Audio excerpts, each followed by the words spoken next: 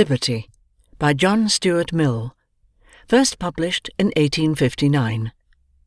This reading is based on a text at the website www.earlymoderntexts.com. Reader, Mill Nicholson. Chapter 4. The Limits to Society's Authority over the Individual. What, then, is the rightful limit to the sovereignty of the individual over himself? Where does the authority of society begin? How much of human life should be assigned to individuality, and how much to society? Well, to individuality should belong the part of life that chiefly involves the interests of the individual; to society, the part that chiefly involves the interests of society. Though society is not based on a contract, and though no good purpose is served by inventing a contract, so as to infer social obligations from it, every one who receives the protection of society owes society something in return for this benefit, and the sheer fact that they have a society makes it indispensable that each should be bound to conform to a certain line of conduct towards the rest. This conduct consists in two things. First, not harming the interests of one another, or rather, not harming certain particular interests which ought to be classified, by explicit law or tacit understanding, as rights. Second, doing one's share, to be fixed by some fair principle, of the labours and sacrifices incurred for defending the society, or its members, from injury and harassment. Society is justified in enforcing these conditions at the expense of those who try to avoid fulfilling them. Nor is this all that society may do. The acts of an individual may be hurtful to others, or lacking in proper consideration for their welfare, without going so far as violating any of their constituted rights. The offender may then be justly punished by opinion, though not by law. As soon as any part of a person's conduct has a negative effect on the interests of others, society has jurisdiction over it, and the question whether or not the general welfare will be promoted by interfering with it becomes open to discussion. But there is no room for raising any such question, when a person's conduct affects the interests of no one but himself, or needn't affect others unless they want it to. In all such cases, there should be perfect freedom, legal and social, to perform the action and accept the consequences.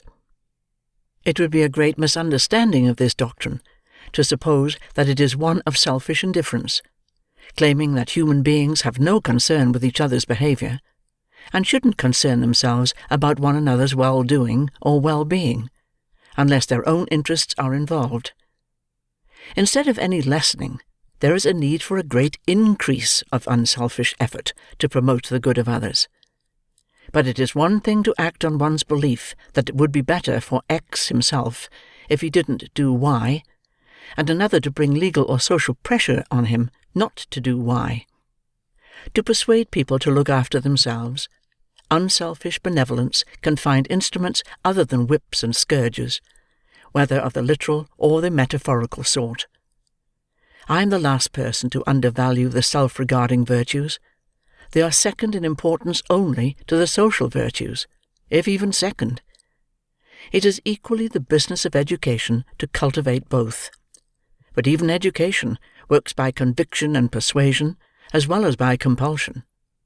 And once the period of education is past, it is only by conviction and persuasion that the self-regarding virtues should be instilled. Human beings owe each other help to distinguish the better from the worse, and encouragement to choose the better. They should be for ever stimulating each other to increase exercise of their higher faculties, and increased direction of their feelings and aims towards things and thoughts that are wise instead of foolish, elevating instead of degrading. But no one person or group is entitled to say to another adult human being that he shall not do with his life, for his own benefit, what he chooses to do with it. He is the person most interested in his own well-being, except in cases of strong personal attachment. The interest that anyone else can have in it is trifling compared with his own, and society's interest in him as an individual, except regarding his conduct toward others, is fractional and altogether indirect. And there is also a point about the knowledge interference would have to be based on. The most ordinary man or woman has means of knowledge concerning his own feelings and circumstances that immeasurably surpass what anyone else can have. But the interference of society to overrule his judgment and purposes in what affects only himself must be based not only on knowledge about him in particular, but on general presumptions about people as a whole. These general presumptions may be altogether wrong, and even when they are right, they are as likely as not to be misapplied to individual cases. In this department of human affairs, therefore, individuality has its proper field of action. In the conduct of human beings towards one another, it is necessary that general rules should mostly be observed, so that people can know what to expect. But in each person's own concerns, his individual spontaneity is entitled to free exercise. Others may offer, even push, considerations to aid his judgment and urgings to strengthen his will, but he is the final judge. Any errors that he is likely to commit, against advice and warning, are far outweighed by the evil of allowing others to constrain him to what they think to be his good. I don't mean that a person's self-regarding qualities or deficiencies shouldn't affect how others regard him. That is neither possible nor desirable. If he is conspicuous in any of the qualities that conduce to his own good, he is to that extent a proper object of admiration.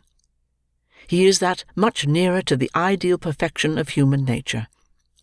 If he is grossly lacking in those qualities, he will evoke the opposite of admiration. There is a degree of folly, and of what may be called lowness or depravity of taste, which, though it can't justify harming the person who manifests it, makes him necessarily and properly the object of distaste, and in extreme cases the object of contempt.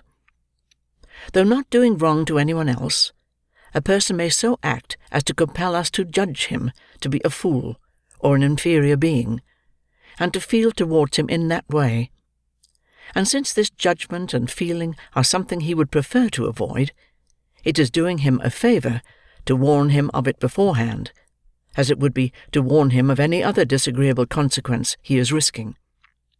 It would indeed be a good thing if this service were given much more freely than today's common notions of politeness permit, and if one person could honestly point out to someone else that he thinks he is at fault, without being considered pushy or bad-mannered. We also have a right in various ways to act on our unfavourable opinion of anyone, not oppressing his individuality, but exercising ours. We are not bound, for example, to seek his society.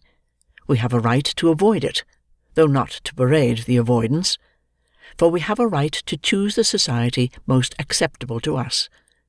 We have a right, and possibly even a duty, to warn others against him, if we think his example or conversation likely to have a bad effect on those he associates with. When we have at our disposal various possibilities of giving help, we may prefer to help others rather than him, unless it is a question of helping him to improve. In these different ways, a person may suffer very severe penalties at the hands of others, for faults that directly concern only himself. But he suffers these penalties only as natural and spontaneous consequences of the faults themselves, not because they are purposely inflicted on him for the sake of punishment. A person who shows rashness, obstinacy, self-conceit, who cannot live within moderate means, who cannot restrain himself from hurtful indulgences, who pursues animal pleasures at the expense of those of feeling and intellect, must expect to be lowered in the opinion of others, and to have a smaller share of their favourable sentiments, and has no right to complain of this, unless through some special excellence in his social relations he has deserved their favour. What I contend is this. With regard to the part of someone's conduct and character that concerns his own good, but doesn't affect the interests of others in their relations with him, the only inconveniences that he should be subject to are ones that are strictly inseparable from the unfavourable judgment of others. Acts injurious to others require a totally different treatment. Encroachment on the rights of others, infliction on them of any loss or damage not justified by his own rights, falsehood or trickery in dealing with them, unfair or ungenerous use of advantages over them, even selfish abstinence from defending them against harm. These are fit objects of moral reproach, and, in serious cases, of moral retribution and punishment. And not only these acts, but also the dispositions that lead to them are strictly immoral, and are fit objects of disapproval that may rise to the level of disgust. Cruelty of disposition, malice and ill nature, envy, that most anti-social and odious of all passions, hypocrisy and insincerity, irritability over trifles, immoderate resentment, the love of domineering over others, the desire to get more than one share of advantages, the pride that is gratified by the abasement of others, the egotism that thinks self and its concerns more important than everything else, and decides all doubtful questions in his own favour. These are moral vices, and constitute a bad and odious moral character. Not so the self-regarding faults previously mentioned. They are not strictly immoralities, and however intense they are, they don't constitute wickedness. They may be proofs of any amount of folly or lack of personal dignity and self-respect, but they invite moral condemnation only when they lead the individual to fail in his duties to others. What are called duties to ourselves are not socially obligatory, unless circumstances turn them into duties to others as well. The phrase, duty to oneself, when it means anything more than prudence, means self-respect or self-development, and there is no "it's for the good of mankind" reason why anyone should be held accountable to his fellow creatures for either of them. The distinction between the loss of regard a person may rightly incur through a lack of prudence or personal dignity, and the condemnation due to him for an offence against the rights of others, is not merely verbal. It makes a vast difference in our feelings and conduct towards him, whether he displeases us in things in which we think we have a right to control him, or in things in which we know we haven't. If he displeases us, we may express our distaste, and we may keep our distance from a person as well as from a thing that displeases us. But we shan't therefore feel called on to make his life uncomfortable. We shall reflect that he already bears, or will bear, the whole penalty of his error. If he spoils his life by mismanagement, that won't lead us to want to spoil it still further. Instead of wishing to punish him, we'll try to lighten his punishment by showing him how to avoid or cure the evils brought about by his conduct. He may be to us an object of pity, perhaps of dislike, but not of anger or resentment. We shan't treat him like an enemy of society. If we don't interfere benevolently by showing interest or concern for him, the worst we shall think we are justified in doing is leaving him to himself. The situation is entirely different if he has infringed the rules necessary for the protection of his fellow creatures, individually or collectively. For then the evil consequences of his acts fall not on himself, but on others, and society, as the protector of all its members, must strike back at him, inflicting pain for the express purpose of punishment, and must ensure that the pain is severe enough. In this latter case, he is an offender in our court, and we are called on not only to sit in judgment on him, but, in one way or another, to carry out our own sentence, whereas, in the former case, it is not our role to inflict any suffering on him, except what may incidentally follow from our regulating our own affairs with the same liberty we allow him in regulating his. Many people will deny that we can distinguish the part of a person's life that concerns only himself from the part that concerns others. They may say, "How can any part of the conduct of a member of society be a matter of indifference to the other members? No person is an entirely isolated being. It is impossible for a person to do anything seriously or permanently hurtful to himself, without harm coming to those closely connected with him, and perhaps to others. If he injures his property, he does harm to those who directly or indirectly derived support from it, and usually lessens somewhat the general resources of the community. If he worsens his physical or mental abilities, he not only brings evil on all who at all depend on him for their happiness, but makes himself unable to perform the services he owes to his fellow creatures generally, perhaps becomes a burden on their affection or benevolence. Finally, if by his vices or follies a person does no direct harm to others, he nevertheless does do harm by the example he sets, and he ought to be compelled to control himself, for the sake of those who might be corrupted or misled by seeing or knowing of his conduct. We all agree that children and young people should be protected against themselves. So isn't society equally bound to protect against themselves adults who are equally incapable of self-government? If gambling, or drunkenness, or sexual license, or idleness, or uncleanliness are as injurious to happiness, and as great a hindrance to improvement as many or most of the acts prohibited by law, why shouldn't the law also try to put them down, as far as practicability and social convenience allow? And as a supplement to the unavoidable imperfections of law, shouldn't public opinion at least organize a powerful guard against these vices, and rigorously apply social penalties on those who are known to practice them? There is no question here of restricting individuality, or blocking trials of new and original experiments in living. Nothing is being prevented except things that have been tried and condemned from the beginning of the world until now, things that experience has shown not to be useful or suitable to any person's individuality. There must be some length of time and amount of experience after which a moral or prudential truth can be regarded as established. All that is proposed here is to prevent generation after generation from falling over the same precipice that has been fatal to their predecessors. I fully admit that the harm a person does to himself may seriously affect, through both their sympathies and their interests, those closely connected with him, and may to a lesser degree affect society in general. When this conduct leads a person to violate a distinct and particular obligation to any others, the case is no longer a merely self-regarding one, and becomes vulnerable to moral condemnation, in the proper sense of the term.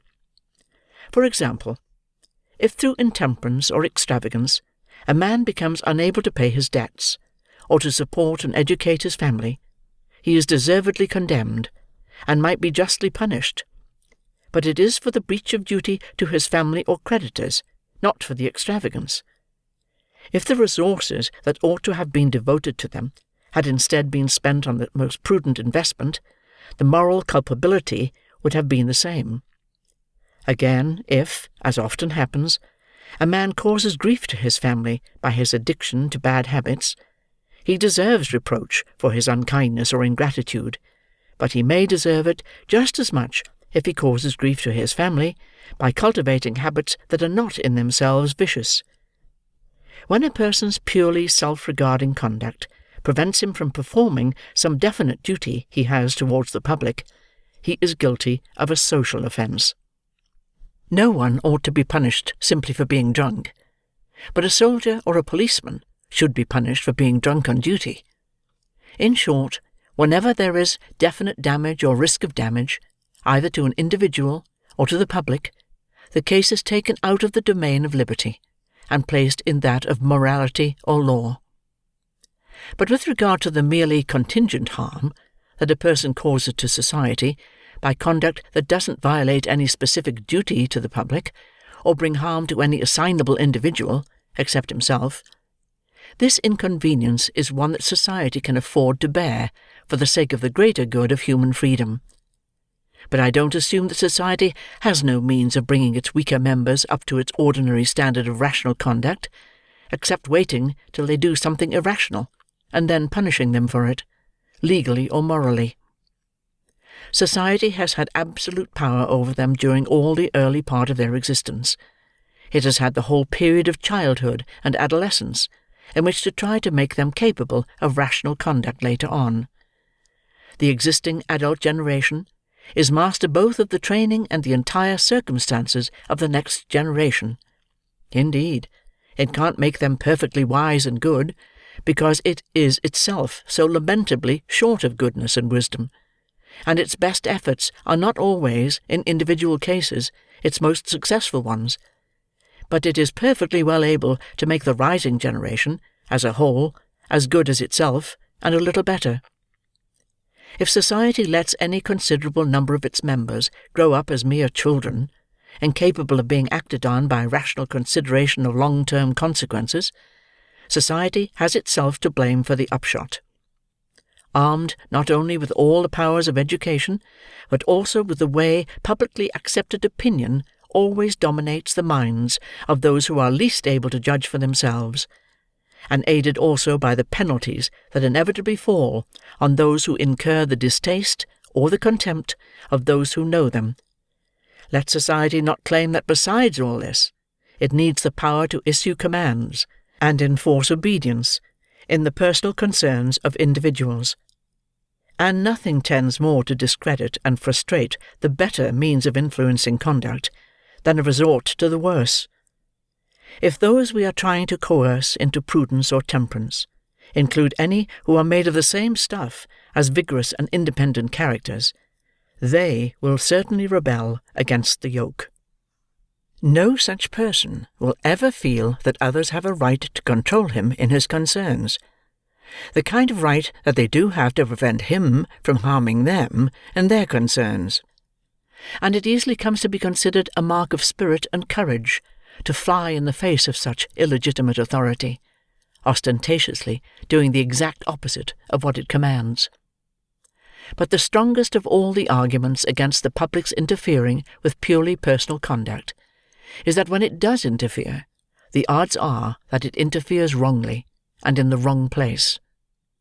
On questions of social morality, of duty to others, the opinion of the overruling majority is likely to be right oftener than it is wrong, because on such questions they are only required to judge how a given mode of conduct, if allowed to be practised, would affect their interests. But the opinion of a similar majority imposed as a law on the minority on questions of self-regarding conduct is as likely to be wrong as right, for in these cases public opinion means at best some people's opinion of what is good or bad for other people. And often it doesn't even mean that, because the public consider only their own preference, and don't care about the pleasure or convenience of those whose conduct they censure. Many people regard conduct they dislike as an insult to themselves, and resent it as an outrage to their feelings. As a religious bigot, when accused of disregarding the religious feelings of others, has been known to reply that they disregard his feelings by persisting in their abominable worship or creed.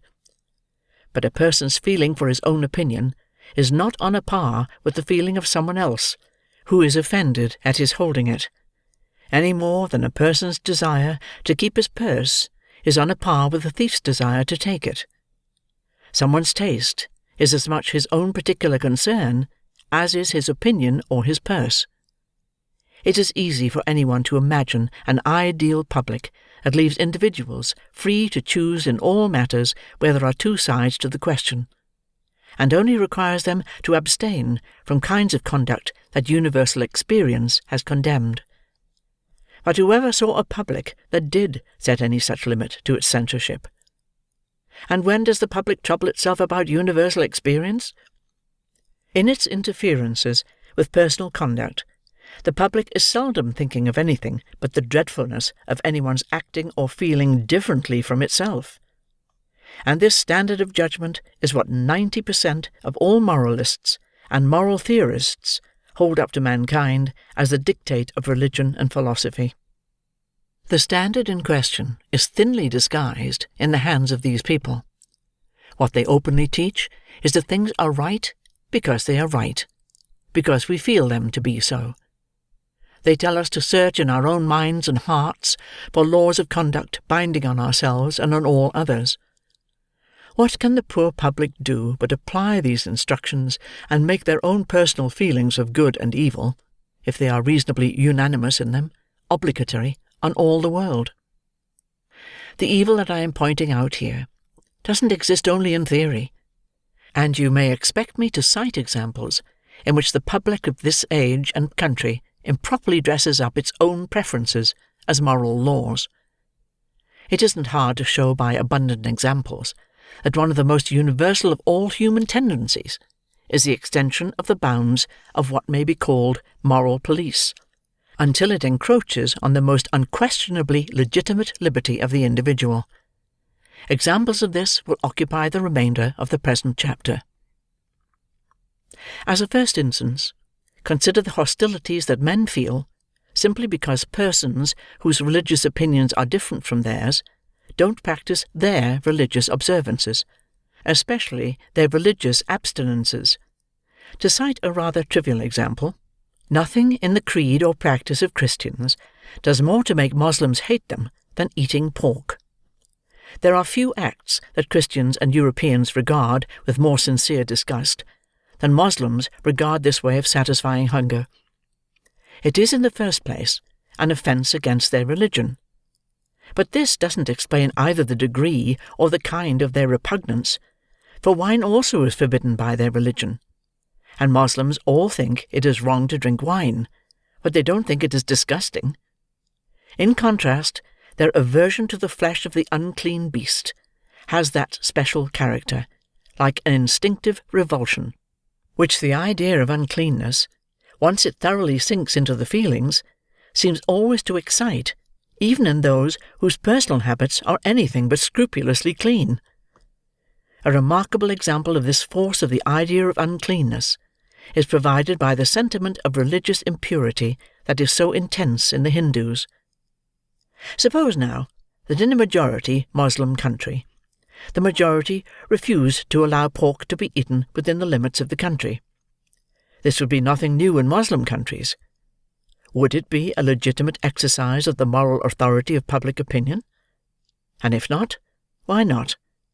The practice is really revolting to such a public.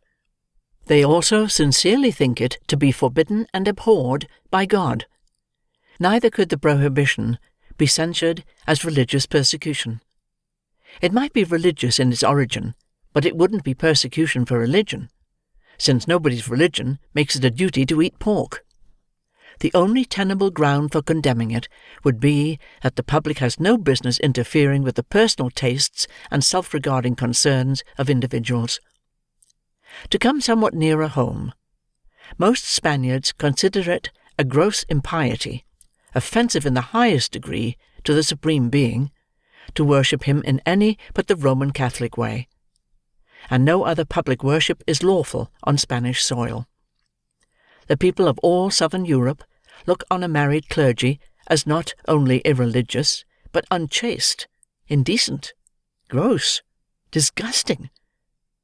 What do Protestants think of these perfectly sincere feelings, and of the attempt to enforce them against non-Catholics? Yet, if mankind are justified in interfering with each other's liberty, in matters that don't involve the interests of others, on what principle can these cases be consistently excluded?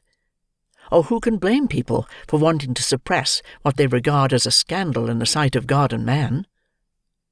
No stronger case can be shown for prohibiting anything that is regarded as a personal immorality than is made out for suppressing these practices, in the eyes of those who regard them as impieties. And unless we are willing to adopt the logic of persecutors, and to say that we may persecute others because we are right, and they must not persecute us because they are wrong, we must beware of admitting the principle whose application to ourselves we would resent as a gross injustice. Those examples may be objected to, although unreasonably, as drawn from situations that couldn't arise among us, because in this country public opinion isn't likely to enforce abstinence from meats, or to interfere with people for worshipping, or for marrying, or not marrying, according to their creed or inclination. My next example, however, will involve an interference with liberty that we have by no means passed all danger of. Wherever the Puritans have been sufficiently powerful, as in New England and in Great Britain at the time of Cromwell, they have tried with considerable success to put down all public and most private amusements, especially music, dancing, public games, and the theatre. In this country there are still many people whose notions of morality and religion condemn these recreations, and those people belong chiefly to the middle class, which is the dominant power in the present social and political condition of the kingdom, so that it is by no means impossible that people with these views may some day command a majority in Parliament. How will the rest of the community like having the amusements that shall be permitted to them regulated by the religious and moral sentiments of the stricter Calvinists and Methodists? Wouldn't they pretty abruptly tell these intrusively pious members of society to mind their own business? Well, that is precisely what should be said to every government and every public who claim that no person shall enjoy any pleasure that they think is wrong. Once the principle of that claim is admitted, no one can reasonably object to its being acted on in the spirit of the dominant power in the country, and every one must be ready to conform to the idea of a Christian commonwealth as understood by the early settlers in New England, if a religious creed similar to theirs should ever succeed in regaining its lost ground. And religions, supposedly in decline, have regained lost ground. In our own day, gross intrusions on the liberty of private life are actually practised, still greater ones are threatened with some expectation of success, and opinions are presented that would license the public, not only to prohibit by law everything it thinks wrong, but also, in order to get at what it thinks wrong, to prohibit any number of things it admits to be innocent. Under the name of preventing intemperance, the people of one English colony, and of nearly half the United States, have been forbidden by an 1851 law to use alcoholic drinks for anything but medical purposes. For prohibition of their sale, which is what is explicitly forbidden by law, acts as a prohibition of their use, and is intended as such. And though the impracticability of enforcing the law has caused its repeal in several of the states that had adopted it, including the state of Maine, from which it derives its name, many professed philanthropists have zealously started to agitate for a similar law in this country. The so-called alliance that has been formed for this purpose has acquired some notoriety through the publicity given to a correspondence between its secretary and Lord Stanley, one of the very few English public men who hold that a politician's opinions ought to be founded on principles. The spokesman for the alliance, who would deeply deplore the recognition of any principle that could be wrenched around so as to justify bigotry and persecution, points out the broad and impassable barrier that divides such principles from those of his association. "All matters relating to thought, opinion, conscience appear to me," he says, "to lie outside the sphere of legislation. All matters pertaining to social acts and habits appear to me to be within that sphere." He doesn't mention a third class, different from either of these, namely acts and habits that are not social but individual, although it is to this class, surely, that the act of drinking alcoholic liquors belongs. Selling such liquors, however, is trading, and trading is a social act. But the infringement complained of is not on the liberty of the seller, but on that of the buyer and consumer, since the state might just as well forbid him to drink wine as purposely make it impossible for him to obtain it. The secretary of the alliance, however, says, "I claim as a citizen a right to legislate whenever my social rights are invaded by the social act of another." Now for the definition of these social rights. If anything invades my social rights, certainly the traffic in strong drink does. It destroys my primary right of security by constantly creating and stimulating social disorder. It invades my right of equality by making a profit out of the creation of misery that I am taxed to support. It impedes my right to free moral and intellectual development by surrounding my path with dangers, and by weakening and demoralizing society, from which I have a right to claim mutual aid and personal relationships. This is a theory of social rights, the like of which has probably never before been stated clearly. It is nothing short of this, that it is my absolute social right that every other individual shall act in every respect exactly as he ought. That whoever fails in the least detail of this, violates my social right, and entitles me to demand that the legislature remove the grievance. This monstrous principle is far more dangerous than any single interference with liberty. There is no violation of liberty that it wouldn't justify. It acknowledges no right to any freedom whatever, except perhaps the freedom to hold opinions in secret without ever disclosing them. For the moment an opinion that I consider poisonous passes anyone's lips, it invades all the social rights attributed to me by the alliance.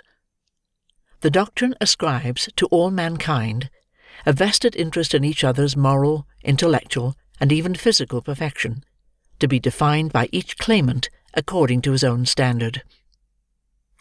Another important example of illegitimate interference with the rightful liberty of the individual, not simply threatened but long since triumphantly achieved, is legislation concerning the Sabbath. Refraining from one's usual daily occupations on one day of the week, as far as is practically possible, is no doubt a highly beneficial custom, though it is in no respect religiously binding on any except Jews. And it can't be followed without a general consent to that effect among the classes of people with jobs to do, because if some people follow it, that compels others to do so. It may therefore be allowable and right that the law should guarantee to each person the observance by others of the custom in question, by suspending the large-scale operations of the economy on a particular day. But this justification is based on the direct interest that others have in each individual's observance of the practice, so it doesn't apply to the leisure-time occupations that a person chooses to engage in, nor does it hold good in the slightest degree for legal restrictions on amusements. It is true that the amusement of some is the day's work of others, but the labour of a few is compensated for by the pleasure of the many, and by the good their recreation does for them, provided that the few freely choose their work and are free to give it up. The workers are perfectly right in thinking that if everyone worked on Sunday, 7 days' work would have to be given for 6 days' wages. But so long as the great mass of employments are suspended, the small number who must still work for the enjoyment of others obtain a proportional increase of earnings, and they aren't obliged to follow those occupations if they would rather have leisure than pay, or a remedy might be found in the establishment of a holiday on some other day of the week, for those folk in particular. So the only ground on which restrictions on Sunday amusements can be defended must be that they are religiously wrong, and this is a motive of legislation that never can be too earnestly protested against. Injuries to the gods are the gods' business, as Tacitus said. It remains to be proved that society, or anyone acting for it, has been appointed by heaven to avenge any supposed offence to God that isn't also a wrong to our fellow creatures. The notion that it is one man's duty that another should be religious was the basis for all the religious persecutions ever perpetrated, and if it were right, it would fully justify them. The feeling that pushes the repeated attempts to stop railway travel on Sunday, the resistance to opening museums, and the like, doesn't have the cruelty of the persecutors of old, but the state of mind indicated by it is fundamentally the same as theirs. It is a determination not to tolerate others in doing what their religion permits, because the persecutor's religion doesn't. It is a belief that God not only abominates the act of the misbeliever, but will blame us if we don't interfere with him.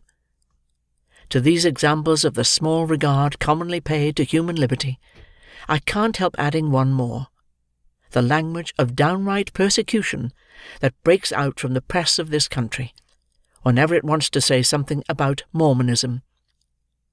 Much might be said concerning the unexpected and instructive fact that an alleged new revelation, and a religion based on it, the product of obvious fraud, and not even supported by the prestige of extraordinary qualities in its founder, is believed by hundreds of thousands of people, and has been made the foundation of a whole society, in the age of newspapers, railways, and the electric telegraph.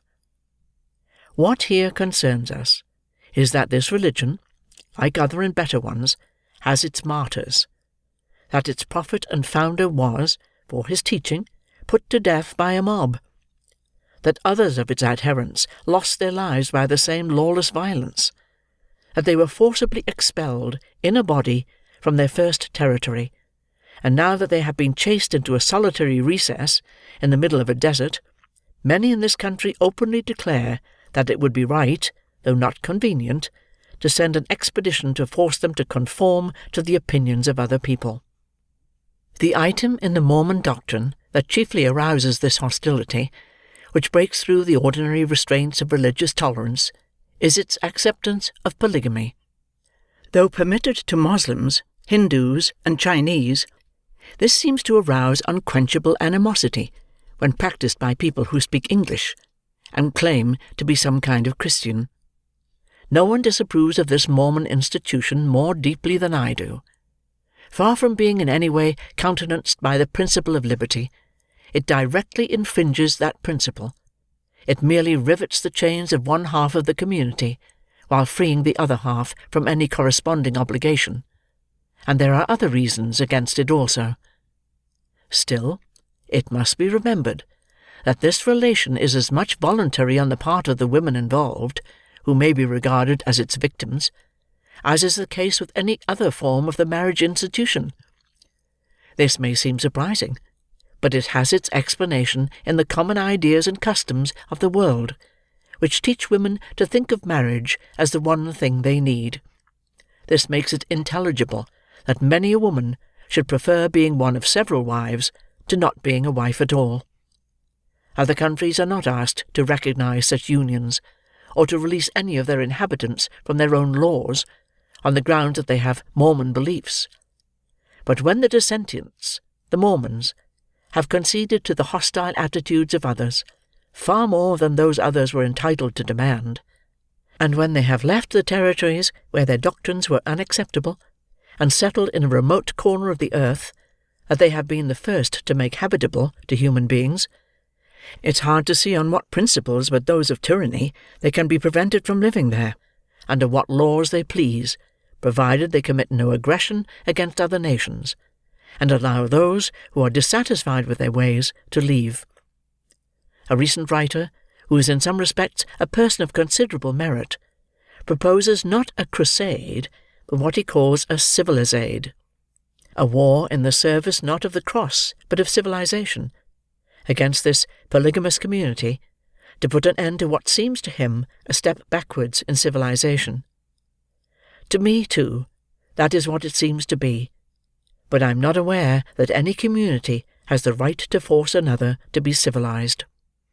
As long as those who suffer through the bad law don't call for help from other communities, I can't accept that persons entirely unconnected with them ought to step in and require that a state of affairs that all who are directly involved appear to be satisfied with, should be put an end to, because it scandalizes people some thousands of miles away, people who have no part or concern in it. Let them send missionaries, if they please, to preach against it, and let them by any fair means, of which silencing the teachers is not one, oppose the progress of similar doctrines among their own people. If civilization gained the upper hand over barbarism, when barbarism had the world to itself, it is absurd to claim to be afraid that barbarism, after having been fairly put down, might revive and conquer civilization. A civilization that could thus be beaten by its vanquished enemy must already have become so degenerate that neither its appointed priests and teachers nor anybody else is able to stand up for it, or anyway will take the trouble to do so. In that case, the sooner such a civilization receives notice to quit, the better. It can only go from bad to worse, until it is destroyed and regenerated, like the western part of the Roman Empire, by energetic barbarians. End of chapter 4.